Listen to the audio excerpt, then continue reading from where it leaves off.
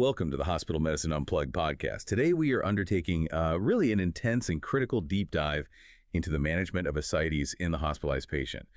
This is, well, it's arguably one of the most common and complex presentations we manage on the floor, isn't it? And the outcomes, they really depend heavily on immediate evidence-based decisions. It is indeed a high-stakes scenario. Yeah. Our mission today is to synthesize the current actionable guidelines. We're drawing heavily from the American Association for the Study of Liver Diseases, the AASLD, and key data published in journals like JAMA and the NEJM, really trying to equip our colleagues, you, with a robust clinical framework. We really have to frame this discussion by emphasizing the prognosis first. The onset of ascites is just so much more than an uncomfortable fluid shift. It truly represents that critical transition, doesn't it? From compensated to decompensated cirrhosis. Exactly. That's the moment.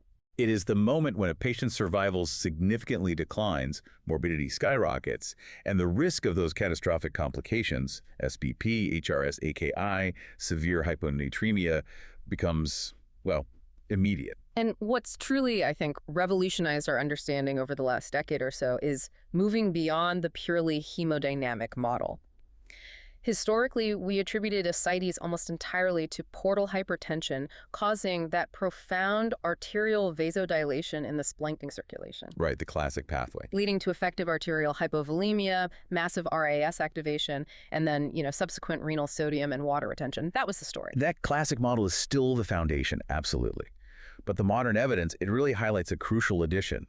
Systemic inflammation. If we only focus on RAS activation and those vascular changes, we kind of miss the underlying driver, don't we? We do. Inflammation and immune dysregulation are now really implicated as key factors. So it's not just plumbing anymore. Exactly.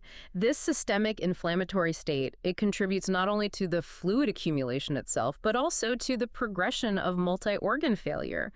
It helps explain the increased vascular permeability, the impairment of the gut barrier, and frankly, why patients often spiral into SBP or HRS-AKI, even with seemingly managed portal pressures. That makes sense. Recognizing this systemic nature is vital then, because it suggests maybe future management strategies might need to integrate anti-inflammatory or immune-modulating agents, perhaps. That's where some research is heading, yeah. It opens up new avenues, potentially. Okay, let's unpack this, starting with the initial evaluation, because the quality of that first day, it just dictates the entire trajectory of the hospitalization, doesn't it? Absolutely. We must stress the critical importance of prompt diagnostic paracentesis. Look, it's a non-negotiable step, especially for the hospitalist.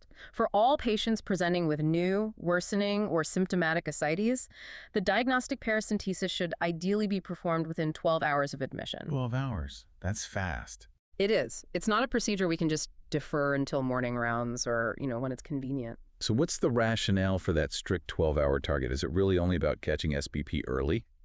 Well, the outcome data suggests it's about much more than just SBP, actually. Studies have shown that early paracentesis is statistically associated with lower overall in-hospital mortality, a reduced length of stay, and importantly, a decreased incidence of acute kidney injury. The kidney injury link, too. Right, likely because it allows for rapid identification of SBP, which then guides immediate empiric antibiotics and, crucially, that volume expansion with albumin we'll talk about. Okay, so once we have access, we've got the needle in. What is the mandatory initial workup?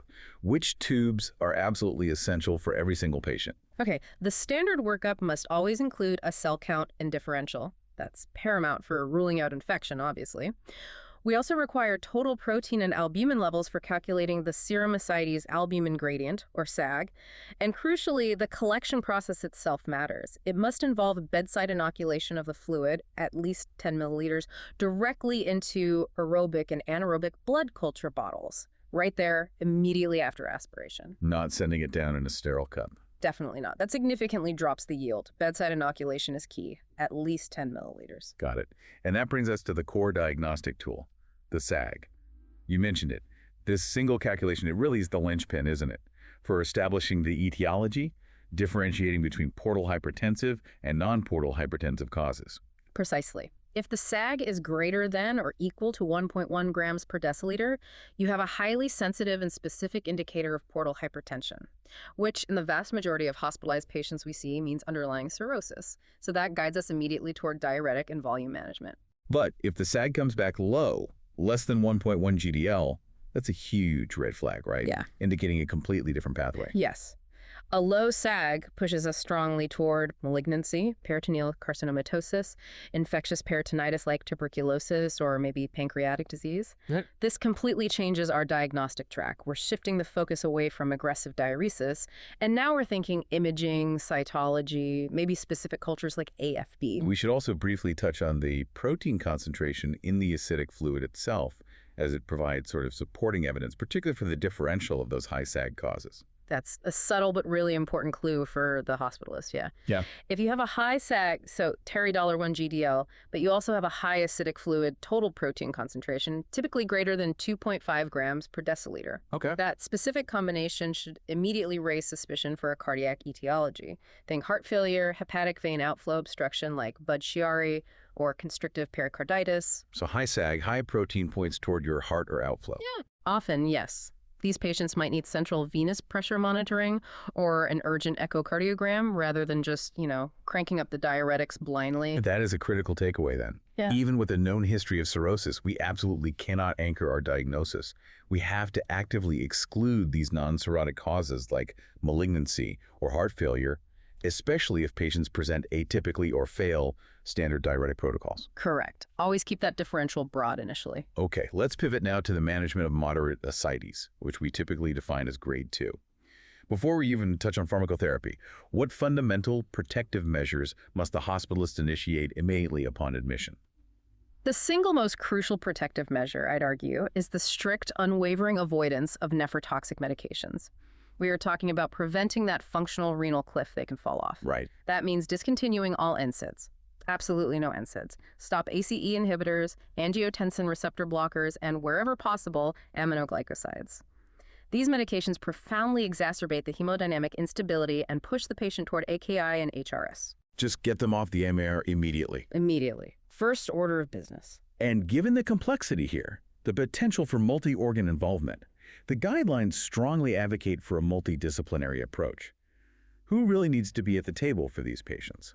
Optimal management really requires input from several key players. Hepatology, obviously for advanced disease staging and maybe procedure planning like TPS or transplantation down the line. Nutrition is critical to manage the profound malnutrition we often see and navigate those dietary restrictions carefully.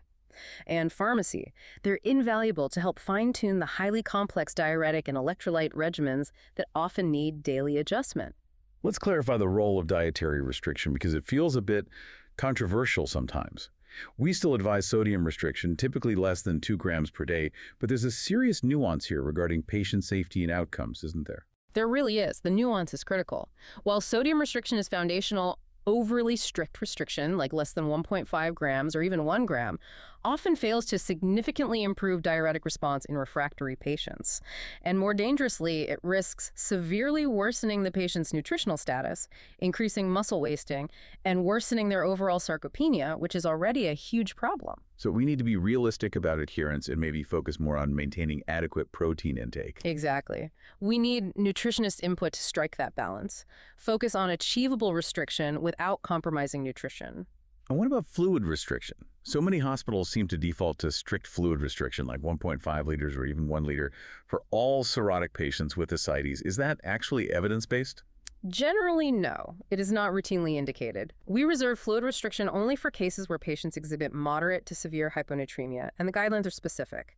A serum sodium level of 125 millimoles per liter or less. Only below 125. Correct. Unless they meet that threshold, routine fluid restriction mainly just causes unnecessary patient discomfort, makes it hard for them to take meds, and doesn't provide therapeutic benefit for the ascites itself. That's a really important clarification. Okay, that sets the stage perfectly for pharmacotherapy then. Combination diuretic therapy is the established first-line treatment for grade 2 ascites. Why are we so insistent on combining an aldosterone antagonist and a loop diuretic right from the start? The combination strategy is, well, it's pretty non-negotiable based on the evidence. We combine spironolactone and furosemide because they act synergistically on different parts of the nephron. Spironolactone antagonizes that mineralocorticoid receptor activity spurred by the elevated RAAS, counteracting the profound sodium retention. Furosemide, of course, acts at the loop of Henle. And starting them together is better than sequentially. Yes. The data shows starting both simultaneously instead of starting one then adding the other achieves higher rates of ascites resolution. And importantly, it results in demonstrably lower rates of hyperpotassiemia. Ah, that's the key finding that really shifted practice, isn't it? Many previously worried that starting spironolactone, which can cause high potassium, alongside furosemide, which wastes potassium, would be too aggressive or unpredictable. Right, but the evidence suggests the combination actually buffers those electrolyte extremes better than sequential therapy. Okay, let's detail the exact starting ratio for our listeners. What's the standard approach? We aim for the approximate 100 to 40 ratio. So spironolactone 100 milligrams and furosemide 40 milligrams, both taken once daily. This ratio generally balances the natriuretic and kaliuretic effects, minimizing the risk of severe hyperpotassiemia while still maximizing fluid excretion. And then we titrate them together. Correct. We can then titrate these medications upwards together, generally maintaining that same 100 to 40 ratio, up to maximal daily doses of 400 milligrams for spironolactone and 160 milligrams for furosemide. When we initiate or titrate this, frankly, aggressive diuretic regimen, what monitoring parameters demand the absolute most attention in those first critical 48 to 72 hours? The priority is avoiding diuretic-induced acute kidney injury and severe electrolyte shifts. So we need close and regular monitoring daily, initially of body weight, looking for that gentle downward trend, renal function, so creatinine and BUN, and serum electrolyte, specifically sodium and potassium. What's a reasonable weight loss target? A weight loss goal of about 0.5 to maybe 1.0 kilogram per day is generally considered ideal and safe in patients with peripheral edema. Maybe a bit less, like 0.5 kilogram a day if they only have ascites without edema. If the creatinine rises significantly, say by more than 0.3 or 0.4 milli-GDL, or the sodium drops below 125 millimoles per liter, or the potassium goes way out of range, we must immediately down titrate or even hold the diuretics and reassess. Vigilance is key there. Okay, now we move into the tougher scenarios. Grade 3 ascites, that tense, really symptomatically restrictive fluid overload, or cases that rapidly become refractory to standard medication. Right. For tense, grade 3 ascites, large volume paracentesis, or LVP, is the immediate first-line treatment.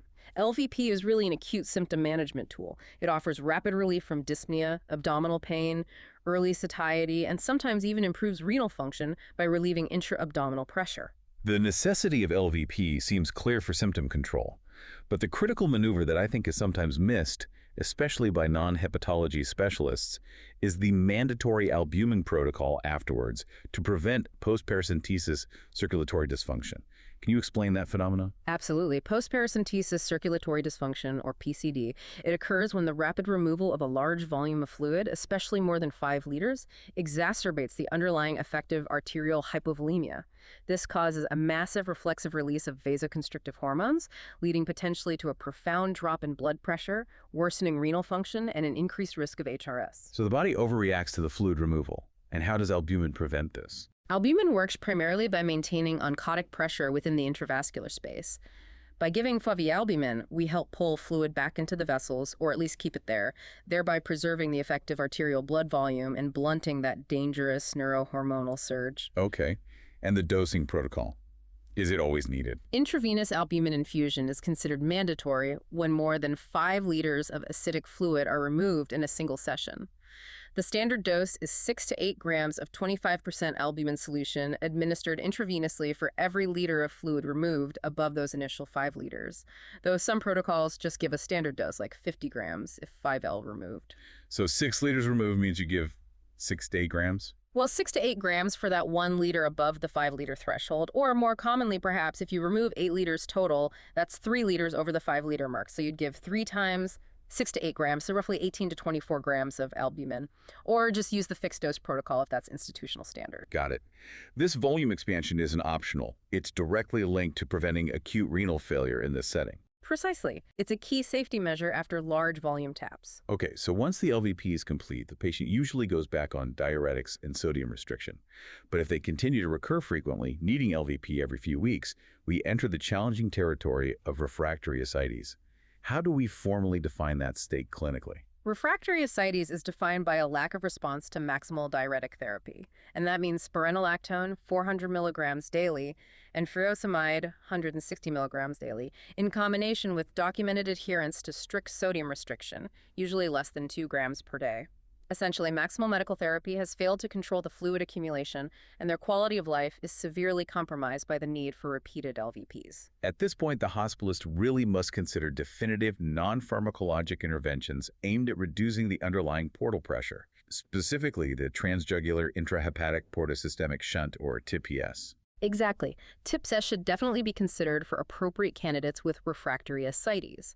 By creating a low-resistance shunt between a branch of the portal vein and a hepatic vein, it effectively decompresses the portal system. This dramatically reduces the rate of recurrent ascites, and in some studies may even improve overall survival compared to repeated LVP alone. But the clinical trade-off is significant, isn't it? The increased risk of hepatic encephalopathy. Where is that line drawn for candidacy? Who is not a good candidate? The trade-off is indeed the increased risk of new or worsened hepatic encephalopathy, or HE. That's the main downside. So TIPS is strongly contraindicated in patients who already have advanced baseline hepatic encephalopathy, especially if it's difficult to manage medically. Other major contraindications include significant underlying cardiac disease, particularly severe diastolic dysfunction or pulmonary hypertension, since the shunt markedly increases venous return to the heart, and specifically high MELD scores.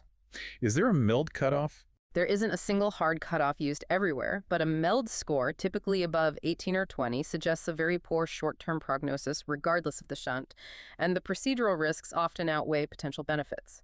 Candidacy requires a really rigorous multidisciplinary assessment involving hepatology, interventional radiology, and sometimes cardiology. Okay, so for that cohort of patients who are ineligible for TIPS, perhaps due to HE risk or cardiac issues, or who are no longer transplant candidates, the focus has to shift entirely to palliative care, right?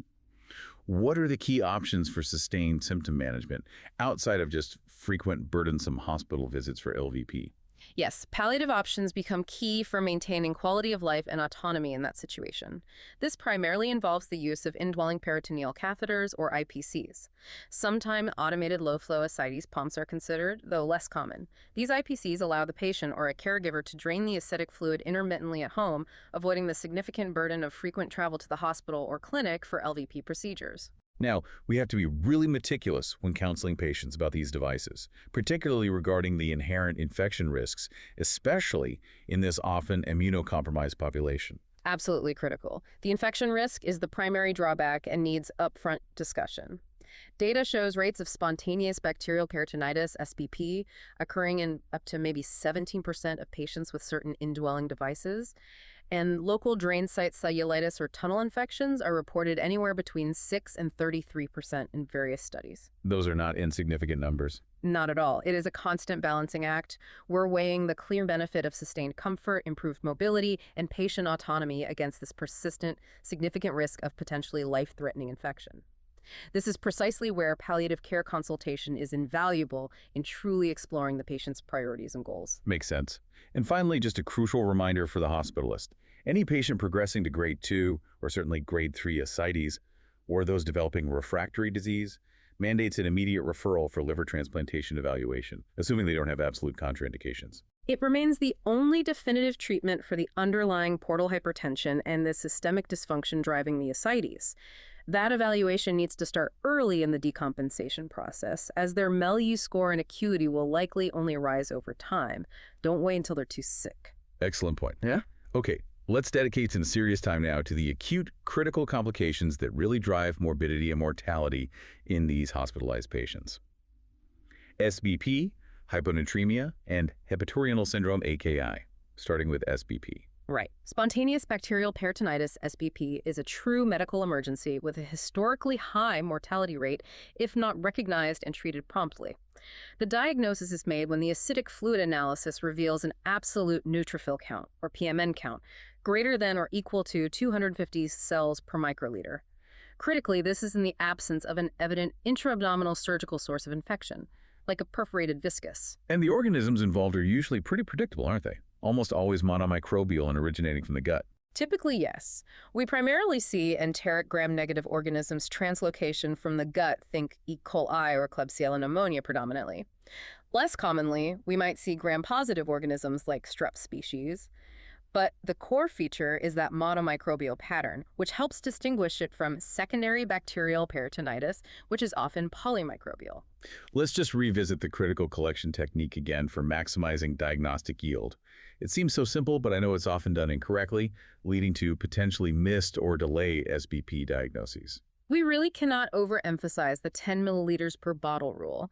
The culture yield is maximized only when at least 10 milliliters of acidic fluid are inoculated directly into each blood culture bottle, aerobic and anaerobic, right at the bedside immediately after collection. Not 2 milliliters in one bottle sent later. Absolutely not. Standard small volume tube collection and subsequent lab inoculation drastically reduces the sensitivity for detecting these often low concentration bacterial infections. Bedside, 10 milliliters per bottle. Got it. And the variability in clinical presentation demands a really low threshold for performing the diagnostic paracentesis in the first place, right? Indeed. It's estimated that up to 50%, maybe even more, of SBP patients may lack the classic signs we expect, like fever or significant abdominal pain or rebound tenderness. They might present only with subtle signs of decompensation. New or worsening hepatic encephalopathy, an unexplained acute kidney injury, metabolic acidosis, or maybe just some hemodynamic instability. That fact alone justifies the routine diagnostic paracentesis for essentially all hospitalized cirrhotic patients with ascites, especially on admission or if their status changes. So once SBP is suspected based on that PMN count, $250, treatment cannot wait for culture results. Correct. It has to be immediate and empiric. Absolutely immediate. Empiric antibiotics, typically a broad-spectrum third-generation cephalosporin like ceftriaxone, is the standard first choice. In some hospital settings with higher resistance rates, cefepime might be considered, or potentially piperacillin tazobactam if resistant GNRs are a concern. The key is they must be initiated immediately after the diagnostic fluid is collected. Any delay beyond just a few hours significantly increases the risk of mortality. And this leads us to the critical adjunct therapy, intravenous albumin. It always seems a bit counterintuitive to give large volumes of albumin to a patient who is already fluid overloaded with ascites. Why is albumin considered mandatory here? It does seem counterintuitive, but albumin is essential because multiple randomized controlled trials have shown it's an intervention that reduces the risk of subsequent renal impairment, specifically HRS-AKI, and reduces overall mortality in patients with SBP. How does it work? The mechanism is believed to be twofold. First, it rapidly expands the effective circulatory volume, helping to counteract the profound vasodilation triggered by the infection and systemic inflammation, thereby preserving renal perfusion and preventing HRS. Second, albumin also acts as a scavenger molecule. It can bind circulating bacterial products like endotoxins, thereby reducing the inflammatory insult to the kidneys and other organs. Okay, so what is the precise protocol for giving this adjunctive albumin in SBP? The standard evidence-based protocol involves giving 1.5 grams of albumin per kilogram of the patient's actual body weight, administered intravenously within about 6 hours of SBP diagnosis. This is then followed by a second dose of 1 gram of albumin per kilogram of body weight given on day 3 of treatment. So day 1 and day 3. Correct. Day 1, 1.5 gigakilograms, and day 3, 1 gigagram. This is a critical, potentially life-saving protocol that must be followed alongside the empiric antibiotics for patients diagnosed with SBP, particularly those with baseline renal dysfunction or hyperbilirubinemia. Excellent. Let's transition now to the next really complex complication, dilutional hyponatremia. This is such a challenge because we're often actively trying to remove fluid with diuretics, yet the sodium keeps dropping. It's incredibly challenging. The genesis of hyponatremia here lies right at the core pathophysiology of advanced liver disease. It's fundamentally a profound defect in renal free water excretion. The severe splanchnic vasodilation leads to that reduced effective arterial blood volume, which then non-osmotically triggers the persistent hypersecretion of vasopressin, or ADH. Even though the patient is volume overloaded overall. Exactly. The kidney responds to the vasopressin by retaining water disproportionately to sodium, resulting in a dilutional hyponatremia. The total body sodium is usually high, but the total body water is even higher. And the clinical significance extends far beyond simply being an electrolyte abnormality on the lab report. It absolutely does. Hyponatremia, particularly when moderate to severe, significantly increases the risk of developing or worsening hepatic encephalopathy. It's also an independent predictor of developing renal dysfunction, and it's strongly associated with higher short-term and long-term mortality in cirrhotic patients. It's a marker of very advanced disease. disease. Okay, let's define the clinical management based on the severity, because the typical approach we might use for other types of hyponatremia, like giving normal saline boluses or salt tablets, is often completely contraindicated here. Definitely contraindicated in most cases. For mild hyponatremia, let's say where the serum sodium is between 126 and 135 millimoles per liter, management usually focuses on careful monitoring and cautious optimization of the diuretic regimen, making sure we are not over-diuresing them and potentially worsening it. We also need to ensure other causes aren't contributing. For moderate cases, where the serum sodium dips into the 120 to 125 millimoles per liter range, we generally institute water restriction, typically limiting free water intake to around 1,000 to 1,500 milliliters per day. And importantly, this often requires the cessation of all diuretic therapy, at least temporarily, to stop driving the sodium down further. Okay, stopping diuretics seems key there. What about the most severe cases when the sodium drops below 120 millimoles per liter? The risk of cerebral edema, seizures, and conversely, the risk of osmotic demyelination syndrome, ODS, with overly rapid correction, is terrifyingly real here. Absolutely. Severe hyponatremia, less than 120, particularly if acute or symptomatic, requires very careful management, often in a monitored setting. Strict fluid restriction, usually less than 1,000 milliliters per day, is essential. Aggressive use of intravenous albumin can sometimes help by improving effective circulatory volume and suppressing ADH release. Consideration of hypertonic saline, like 3% ACL, should generally be reserved only for patients who are clearly symptomatic with neurological signs like seizures or altered mental status directly attributable to the hyponatremia. And even then, we must correct extremely slowly and cautiously. What's the target correction rate? Our goal should be a correction rate of no more than 4 to 6 millimoles per liter in the first 24 hours, and strictly, absolutely not exceeding 8 millimoles per liter in any 24-hour period, and maybe less than 18 millimoles per liter over 48 hours. Crossing that threshold dramatically increases the risk of devastating, irreversible osmotic demyelination syndrome. Slow and steady is paramount. Got it. Less than 8 in 24 hours. Okay, the final and arguably highest mortality acute complication we need to cover is hepatorenal syndrome, acute kidney injury, or HRS-AKI. This is fundamentally a diagnosis of exclusion, representing circulatory failure manifesting as kidney failure in the context of advanced liver disease. That's exactly right. HRS-AKI is defined as rapidly progressive renal dysfunction occurring in a patient with advanced cirrhosis and ascites, where we have rigorously ruled out all other potential identifiable causes of AKI. We have to exclude hypovolemia from things like GI bleeding or overdiuresis, intrinsic renal disease like ATN from nephrotoxins, or contrast post-renal obstruction and shock states. It's truly functional renal failure driven by the systemic hemodynamics of cirrhosis. So the diagnostic sequence really requires proving that the kidney is functionally starved of perfusion due to systemic vasodilation and intense renal vasoconstriction, not structurally damaged. Precisely. The formal diagnostic criteria require evidence of AKI, usually defined as a rise in serum creatinine of 83 milli-GDL within 48 hours, or a 52% increase from a stable baseline within the last 3 months. And then the key diagnostic step is demonstrating a lack of significant improvement in renal function after at least 2 consecutive days of diuretic withdrawal and plasma volume expansion with intravenous albumin. The albumin challenge. Exactly. We give a standard volume challenge, usually 1 gram of albumin per kilogram of body weight per day for those 2 days. If the creatinine fails to significantly improve, despite this volume expansion and stopping potential insults, the diagnosis of HRS-AKI becomes extremely likely. And the underlying mechanism, again, is that profound splenic arterial vasodilation. Yes, leading to reduced effective arterial volume, massive activation of endogenous vasoconstrictor systems like RAAS and sympathetic nervous system, which then causes intense renal vasoconstriction and shunting of blood away from the kidneys, leading to the drop in GFR. Okay, so treatment for established HRS-AKI relies on using potent vasoconstrictors pharmacologically to try to reverse that profound splenic vasodilation and improve renal perfusion. What is the current standard of care for treatment? First-line therapy is now well established. It's a combination of a systemic vasoconstrictor agent administered concurrently with intravenous albumin. Terlipressin, a synthetic vasopressin analog which has relative selectivity for the splenic circulation, is often the preferred agent and now has FDA approval in the U.S. It's given as IV boluses or continuous infusion. Norepinephrine, administered as a continuous IV infusion, usually in an ICU setting to target a specific MIP goal, often an increase of 10-15 millimilli-Hg, is an effective alternative, particularly if terlipressin isn't available or contraindicated. Midodrine plus octreotide is a less effective regimen, sometimes used in less severe cases or if other options fail. The goal is to aggressively increase effective arterial blood volume with albumin and systemic vascular resistance with the vasoconstrictor to hopefully redistribute blood flow back to the renal circulation and improve GFR. And we must remember, these treatments are a bridge, right? Liver transplantation remains the only definitive cure for HRS. Absolutely.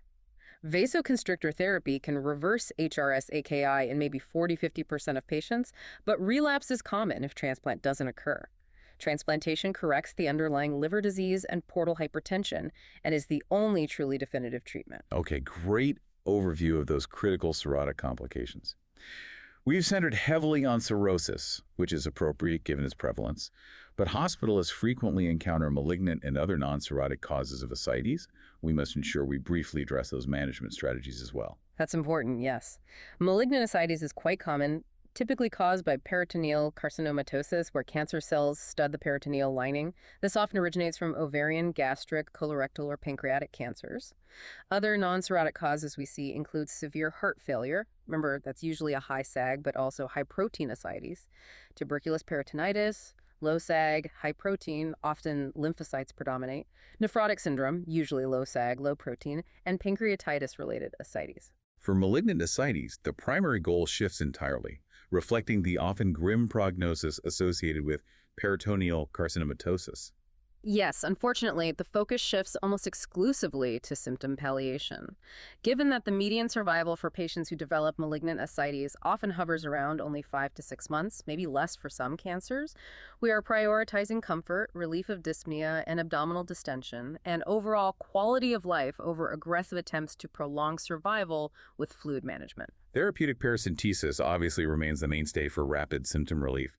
But do diuretics play any meaningful role in pure peritoneal carcinomatosis, where there isn't underlying portal hypertension? Generally, no. They rarely work effectively in pure malignant ascites. The fluid accumulation here is primarily due to increased capillary permeability from tumor implants and inflammation, maybe some lymphatic obstruction, not due to portal hypertension or RAAS activation driving sodium retention. Diuretics might be trialed cautiously only if there is a clear coexisting component of heart failure or perhaps liver metastases causing some degree of portal hypertension, but generally we rely on mechanical drainage via paracentesis. And for patients requiring frequent drainage, maybe weekly or even more often, the use of those palliative catheters like IPCs offers a really important alternative to repeated hospital visits or procedures, right? Absolutely. IPCs can provide sustained relief and significantly improve quality of life and patient autonomy, allowing for drainage to be managed in the comfort of their own home by the patient or caregivers. From a logistical and quality of life standpoint, they really help reduce that exhausting cycle of progressive distension, presentation for LVP, temporary relief, and discharge, which is particularly taxing for patients nearing the end of life. Now, given the infection risks we detailed earlier for IPCs and cirrhotic patients, how do those risks play out in the palliative cancer population? Is the risk-benefit calculation different? The risks are certainly still present: local drain site infection or cellulitis, and potentially peritonitis, and they must be discussed openly with the patient and family. However, in the context of a limited life expectancy and a primary goal of comfort, the acceptance threshold for those risks often shifts. Many patients prioritize the freedom from frequent hospital visits and the sustained symptom control above the potential risk of a late-stage infection. The decision becomes highly patient-specific, centered on their individual goals of care. Makes perfect sense. And finally, for the other non-cirrhotic causes we mentioned, management is always directed at the underlying etiology, correct? Precisely. If our initial SAAG and protein workup points clearly towards heart failure, high SAAG, high protein, then the focus is on optimizing standard guideline-directed medical therapy for heart failure, which usually includes aggressive diuresis, potentially digoxin in some cases, afterload reduction, and strict sodium restriction. If the workup suggests tuberculous peritonitis, low SAAG, high protein, high lymphocytes, maybe positive AFB or culture, then appropriate multi-drug anti-tuberculous therapy is initiated. The diagnostic clarity gained from that initial paracentesis is what allows us to move away from the standard cirrhosis treatment algorithm and target the specific underlying disease. This has been an incredibly detailed and I think really necessary look at a highly complex patient population we manage constantly.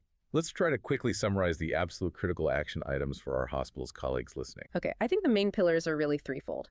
First, that commitment to early diagnostic paracentesis, ideally within the 12-hour goal for all new or worsening ascites, and critically, using that 10 milliliters per bottle bedside inoculation technique for cultures. Second, the immediate initiation of combination diuretic therapy, starting with spironolactone 100 milligrams and furosemide 40 milligrams upfront for grade 2 ascites, not sequential therapy. Right. Third, mandatory albumin administration after LVP when removing more than 5 liters, using the 6 to 8 grams per liter over 5L rule, and following that specific 1.5 picograms then 1 gikilogram protocol for diagnosed SBP to protect renal function and improve survival. And finally, having a clear plan for tailored aggressive escalation for refractory cases, which includes timely multidisciplinary TPS evaluation, or importantly, making that pivot towards palliative care and symptom management with options like IPCs when appropriate. And if we kind of connect all this detailed information back to the bigger picture for the patient, we have to remember we are managing patients who are navigating a profound and often frightening shift in their prognosis.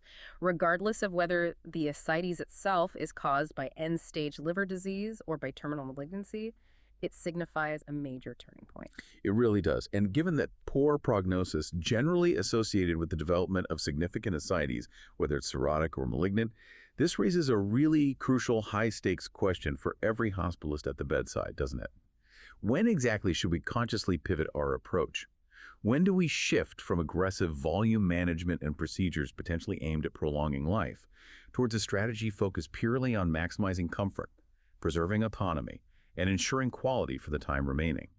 And knowing that those palliative drains, while offering comfort, carry that significant infection risk we discussed, how does the hospitalist best integrate that specific complication risk into the shared decision-making conversation about shifting goals of care? That decision point, that pivot from aiming for longevity to prioritizing comfort, it requires us to honestly weigh the significant physical and emotional burden of ongoing aggressive interventions, like frequent paracentesis, complex diuretic juggling, hospitalizations, against the patient's remaining quality of life and their stated wishes. It's arguably the most important and often the most challenging conversation we have in managing these patients. And making that transition effectively and compassionately really has to be supported by the expert knowledge of the disease trajectory, the treatment options, and their respective risks and benefits, much like what we've discussed today.